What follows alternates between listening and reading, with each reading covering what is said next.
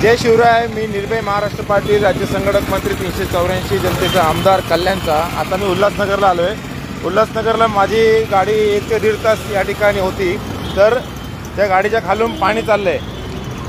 आता हे जे पाणी आहे ना, हे पाणी पिण्याचं आहे। आता पाणी सुटलं असेल आणि जवळजवळ ह्या पाण्याचं लास्टपर्यंत गेलेलं आहे पाणी, ते जवळजवळ 1 ते 1.5 किलोमीटर है ना। पिणे का पाणी नाही, हे पाणी पिणे का आहे ना।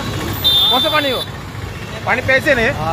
जवळजवळ अर्धे झाले पाणी खाली चालले होतं, म्हणजे ते कोण मालकच नाही, मालक नाही नाही इथं, आपणच मालक आहे,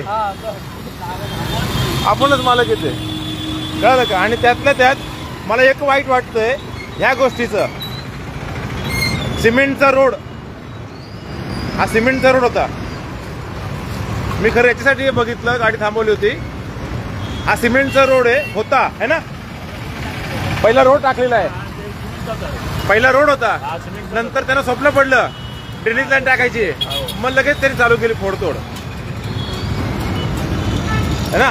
सिमेंटचा रोड होता, सिमेंट का रोड खोदा,